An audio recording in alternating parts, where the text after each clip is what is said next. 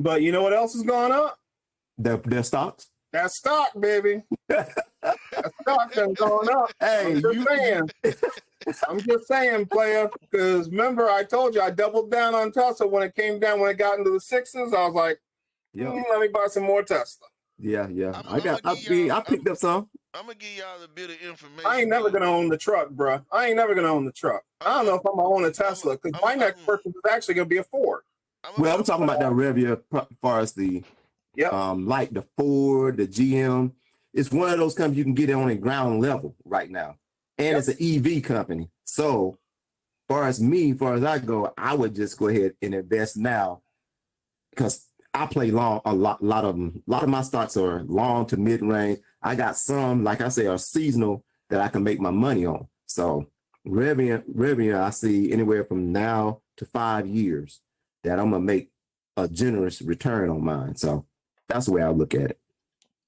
We don't love them. You got a point.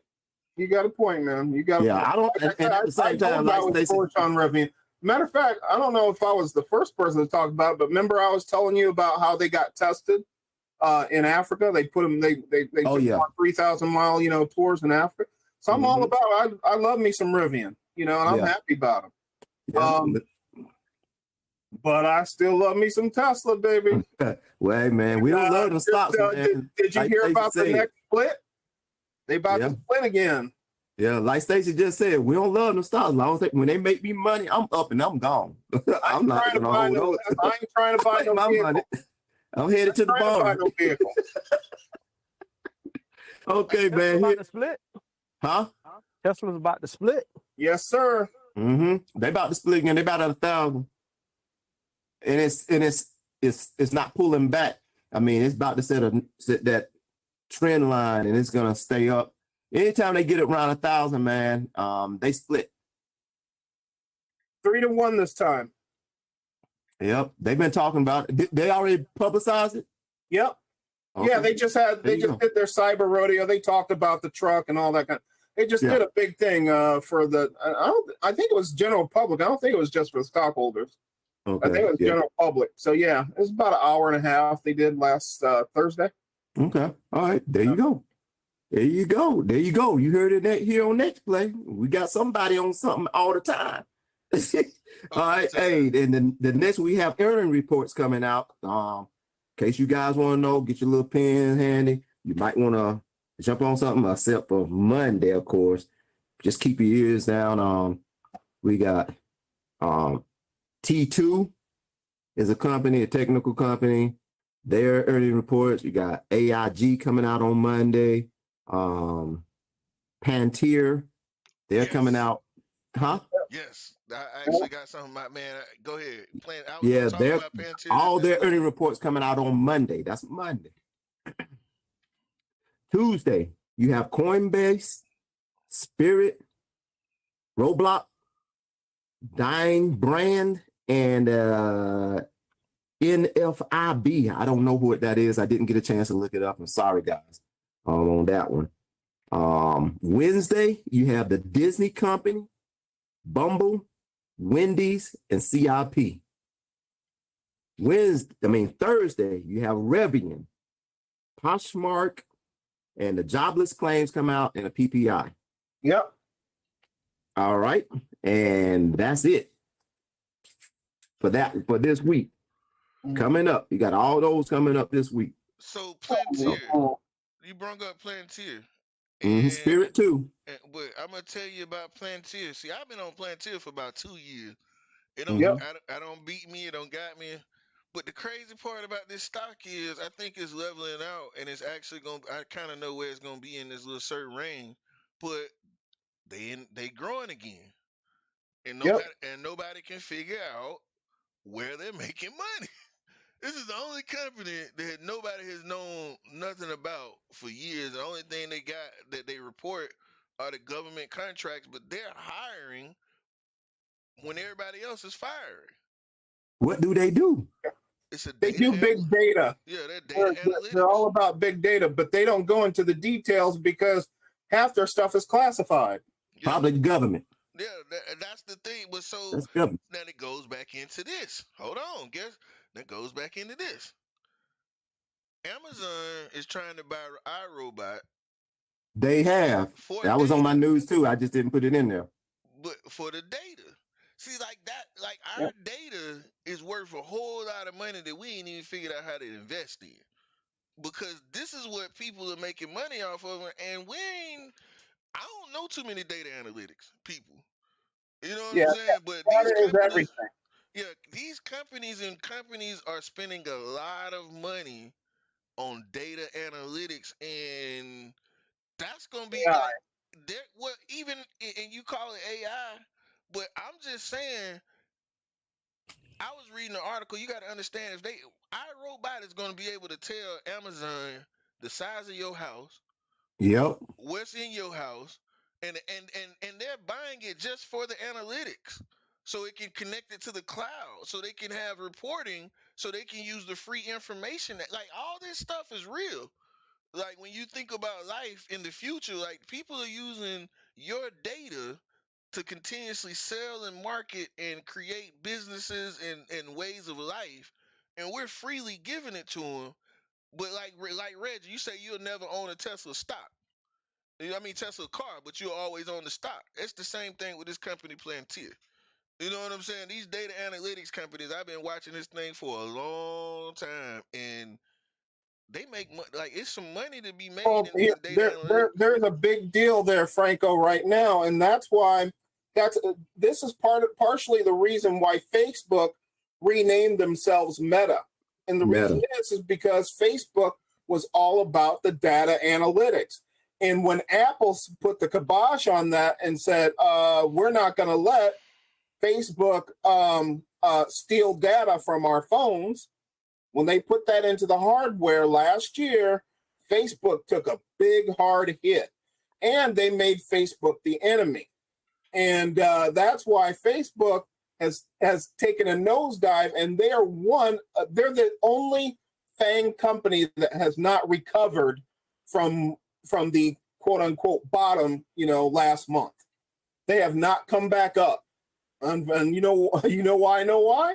Because I own some Facebook and it ain't come back up. Everybody else has come back up.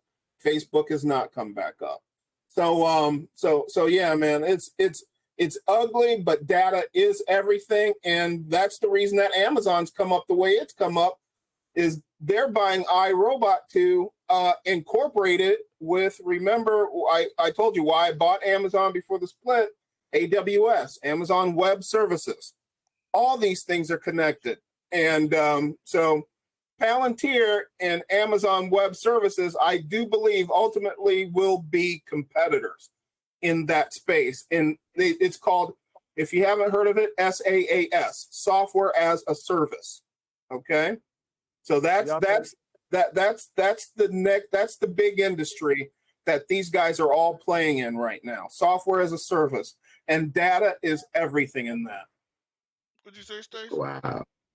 Oh, I was going to ask you guys, think we've actually reached the bottom.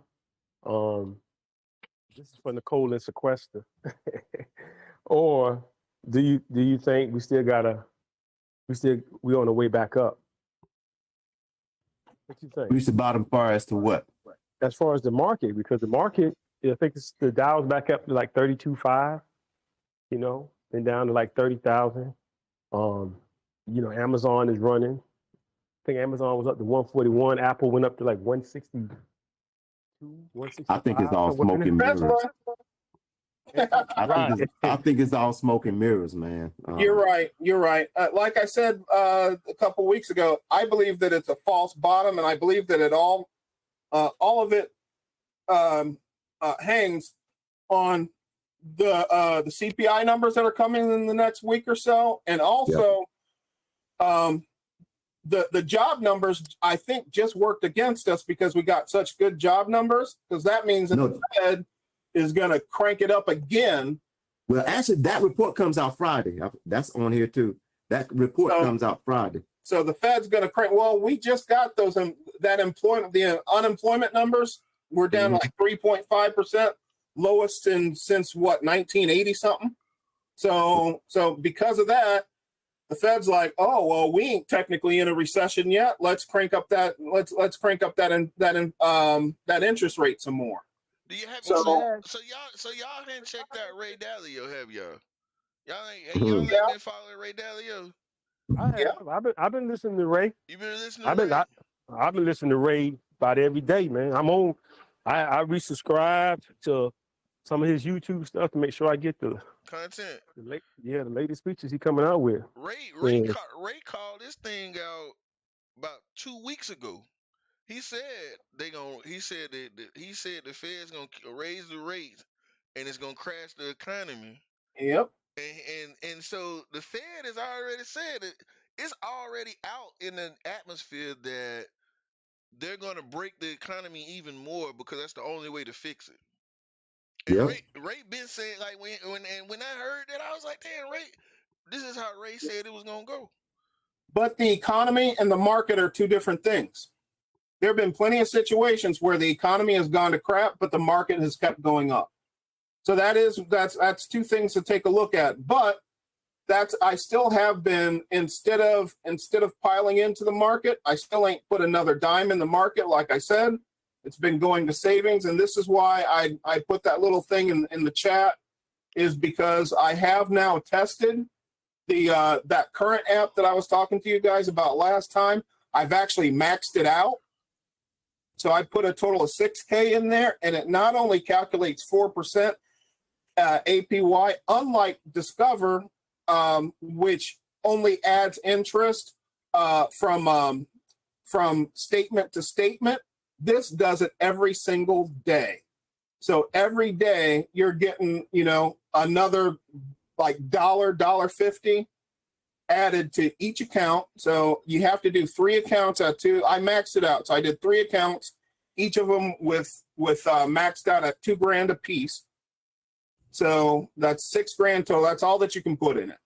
But that's $6,000 that's calculating at 4% interest daily. So you don't have to worry about I'm going to pull some money out. See, if you pull money out of Discover before the statement, cracks out, you lose all that interest. It goes from statement to statement. This one calculates daily. So that's nice, is that, that's $6,000 at 4%. That's about what? That's about 4? What's that? Yeah. A year? Yeah. So the nice thing is you can just, because you're not going to earn any more interest off that, I should be shaving that off the top and just doing what I want with it. That's mad money to either throw into some cheap stocks, or I just throw it into Discover, which is compiling at half that rate. So I just shave it off the top, weekly, monthly, whenever I want to, because it calculates daily, and then shove it into another account to make even more money, because all that interest off the top, it doesn't compound because I've maxed it out. That's one thing that it does not do. So it just calculates interest on that grand total of $6,000. So it will not compound. And that's $6,000. They is on one account, right? And that's the maximum that they will allow you to put in that one account, right? The maximum amount. And what it is it's 3 savings pods, each of them that will hold $2,000. Did you ever figure out why they would only allow you to maximize 6K? That's what I was going to ask. Yeah. From everything that I've read, it used to be only $2,000, just one savings pod, and you had to get a special account, like an elite account that costed $4.99 a month, and then you got the extra 2 savings pods to be able to store up to $6,000. Okay. But they did away with that. They did away with that like 3 months ago. So now, even with the regular free account, it's absolutely free account, and I got the card. When I set up the account, it sets you up for a card. I got the card in the mail. Everything works, and I hate that whole phone thing, but it's pretty nice. Every time you check your account, you see your balance just go. Now, I want to say something about the 6K. Man, I had my hand raised, man. Oh, I'm sorry. I didn't see it. Go ahead, Sam. My bad. My bad. Go ahead. Hey, so you said that the pods, you said that you could only put 2,000 in. Yep. And you can only do 3 pods, or you can do as many. Do a maximum of 3 pods. And the thing is you can actually put more than 2,000 in, but it will only calculate that 4% interest on up to $2,000. And you can only do those 3, or can you do like say? No, I'm trying to figure out how to use my business EIN and create another account. Yeah, so I can put another 6K in there. But yeah, all right. It's done via, you have to, just like any other bank, you got to use your social. So in other words, there's a limit on, Yeah, there's not a limit on what you can put in each account, but it'll only calculate that 4% interest. So you only get that interest on the 2,000. Okay. Yeah, okay. So I just put 2,000 in there, maxed them out, and each of them is now. And it takes like 4 business days. Once you do that transfer for it to show up, it'll show pending after a day, but it takes a while for it to come in. But once it comes in, the numbers start flipping every day, and you see that money calculating up, and that's a wonderful thing, especially for money that's just sitting there and sitting tight for a rainy day. Yeah. Okay.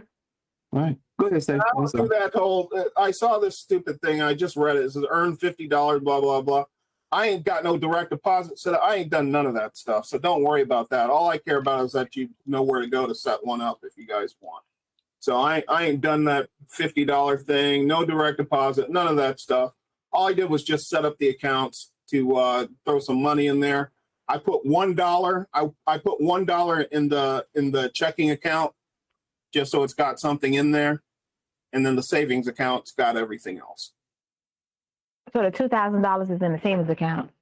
I have 6 total. I maxed it out, so you can get 3 pods, each $2,000 for up to 6K. And like I said, each one you can put a whole bunch of money in there. But I'm like, why put more money in there? Put it in Discover for half that interest rate. Is an amount you need to put in the checking, or is the dollar fine? Yeah, I've only put $1 in it. Okay.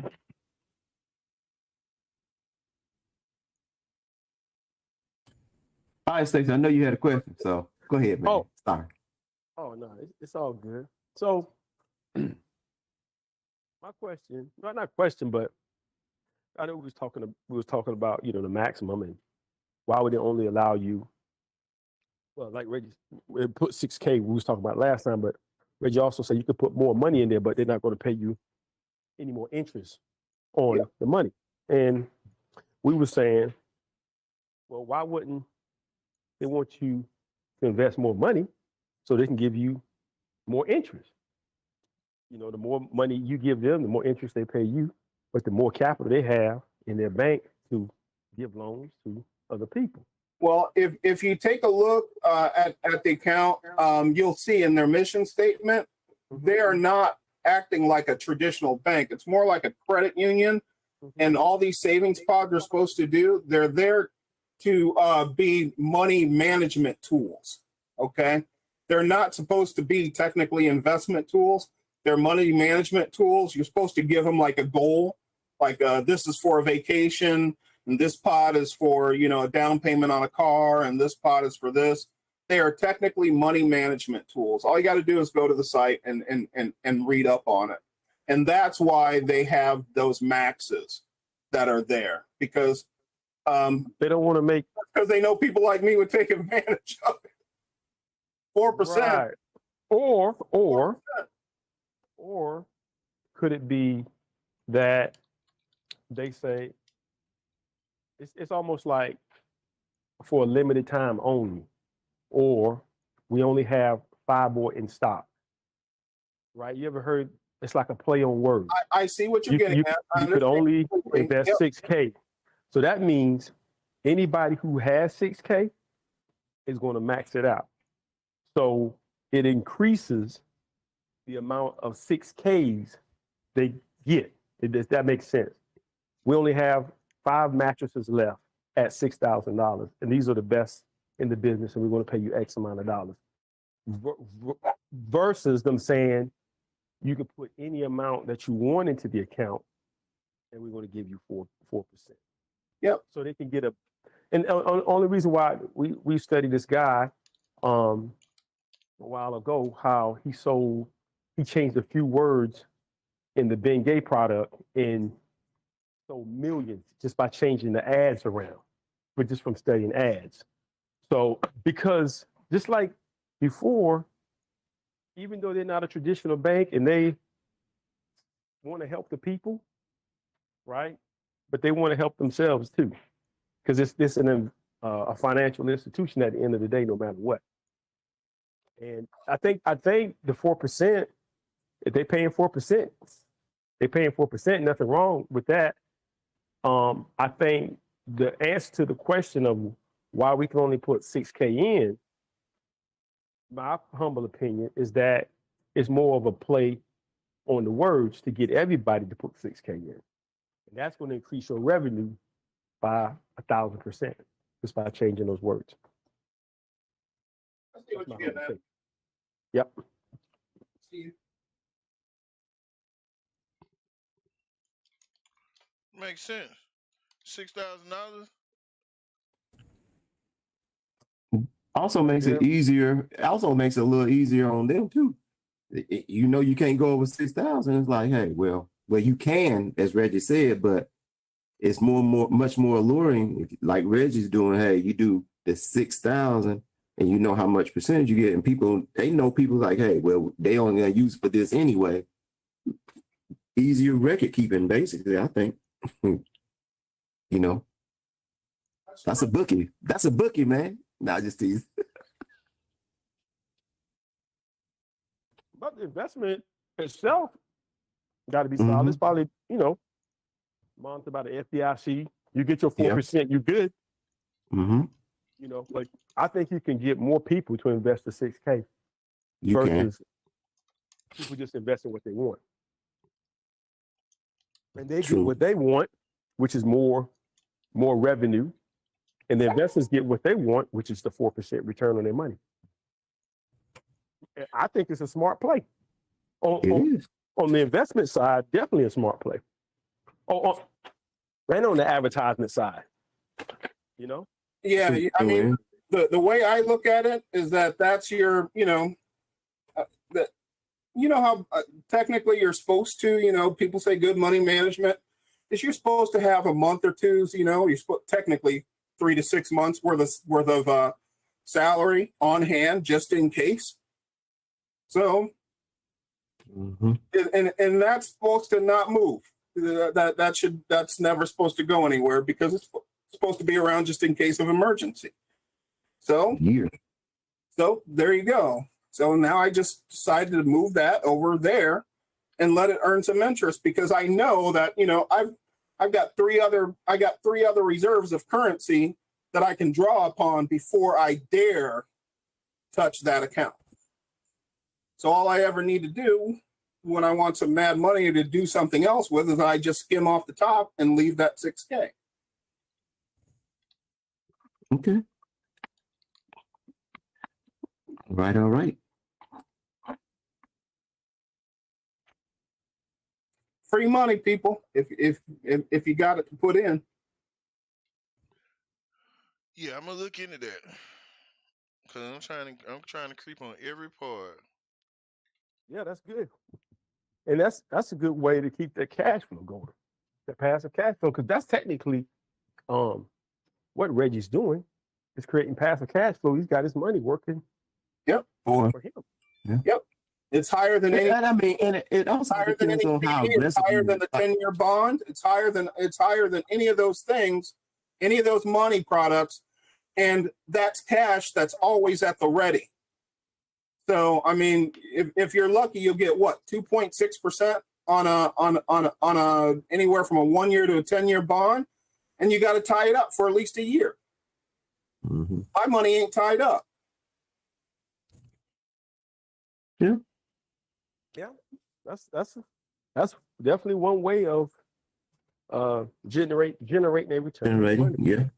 It's liquid. It's passive. It's money that I would be storing anyway for a rain. It's the rainy day fund. So, right. Yeah. I was talking with someone and they was telling me how they were saving. It was opposite to what Reggie was doing, but it didn't generate any interest. And that's like basically storing your money under a mattress. Yeah.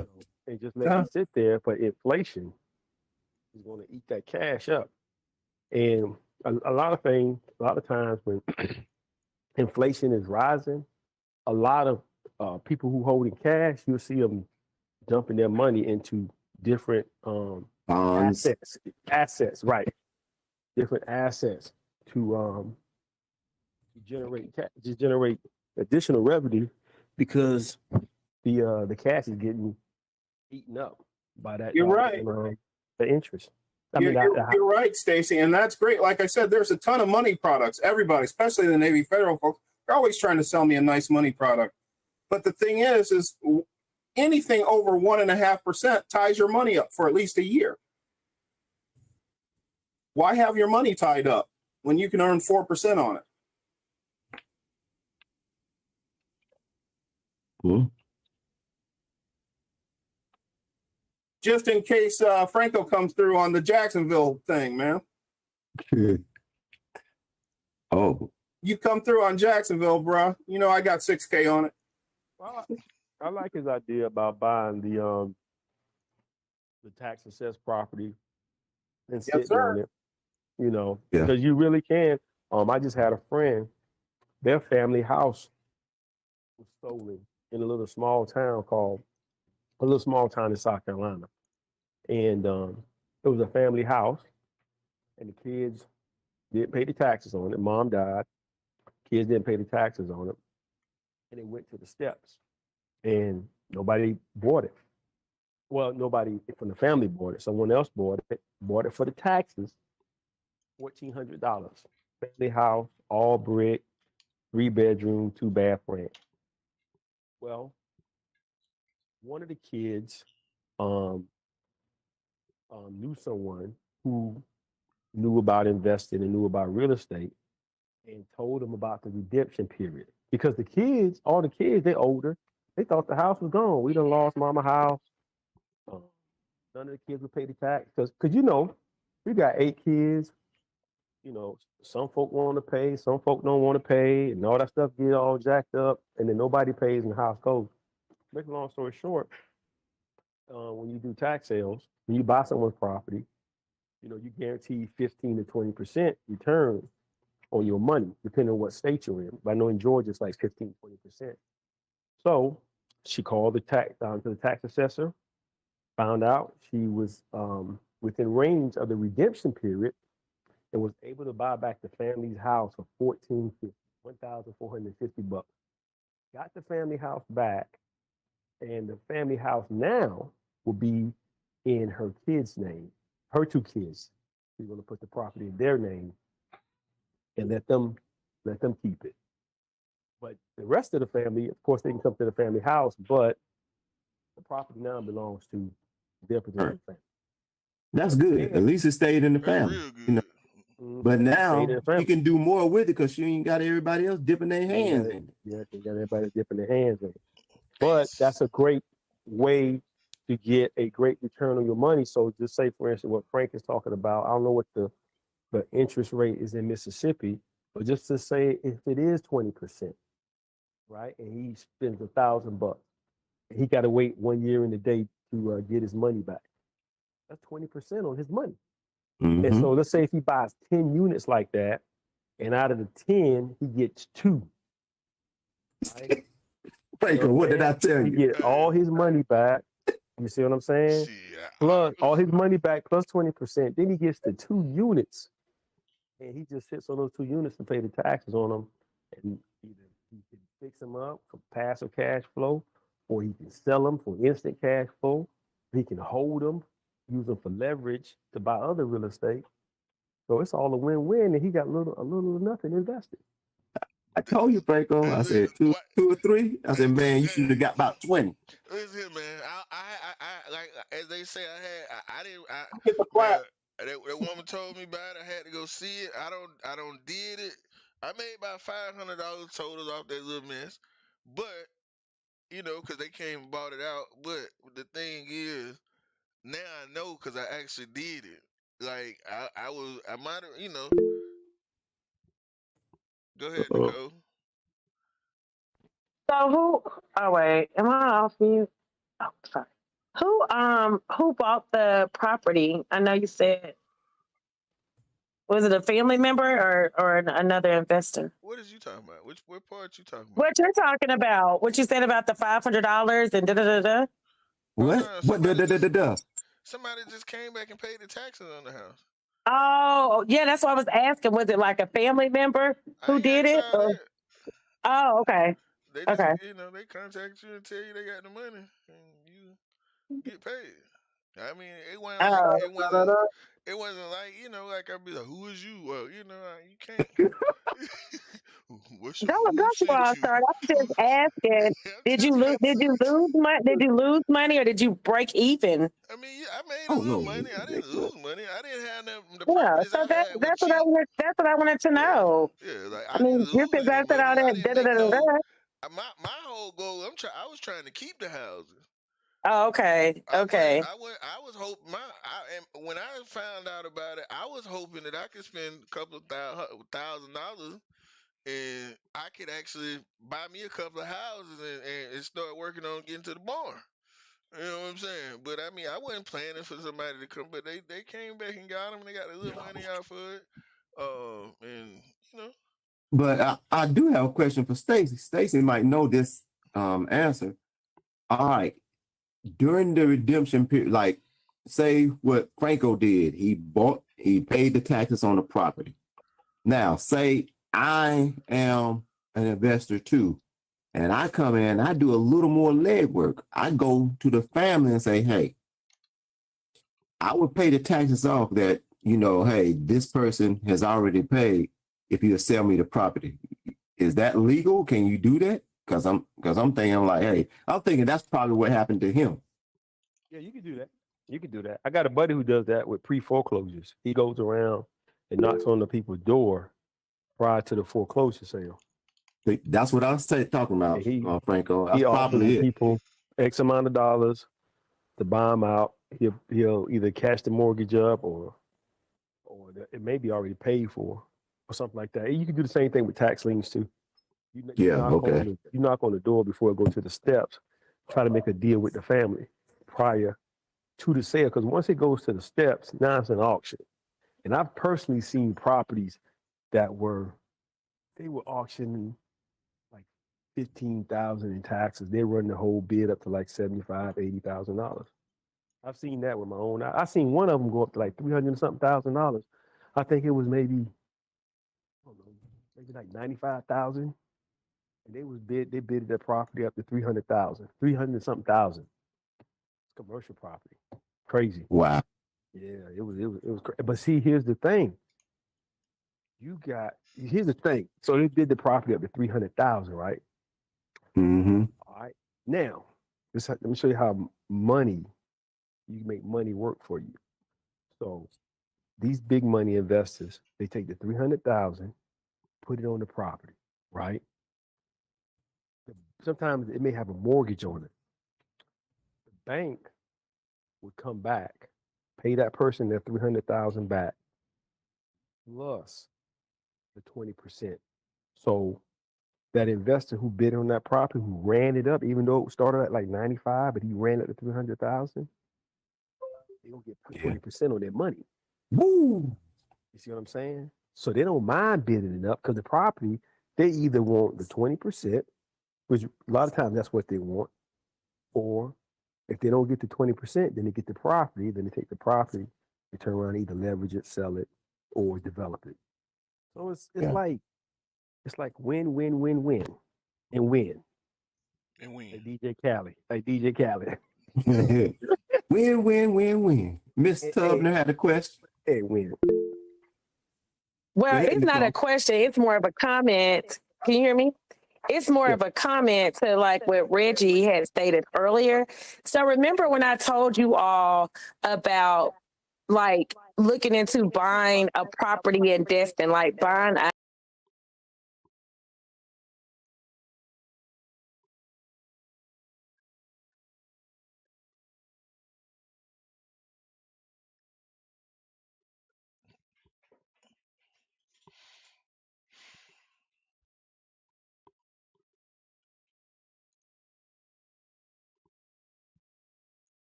Hey, I want to thank everybody for joining us over here at Next Play Invest. I'm sorry. So I want to thank everybody for joining us over here at Next Play Investors. Yeah, have a wonderful good night. We talked about a lot of stuff today. Good back, everybody's good back to going in. Everybody's good, back in the groove. We're trying to learn some more about investing and evolving. So I definitely want to thank everybody to actually be able to be happy and everybody be able to do what they need to do. So, we definitely want to come back again. We're trying to get back in our groove. The summer is almost over, so we're buckling back down. Definitely want to keep everybody informed. So, don't be afraid to join in on the group so we can get in on some talks. We getting ready to start kind of moving forward in a lot of different directions. We talk about that a lot, but we're doing it in the way that we do it best because we're different. We're beginning investors as well as advanced investors, and we're learning how to change our lives. So definitely stay tuned for us and come back and take a watch, and we'll see y'all next time.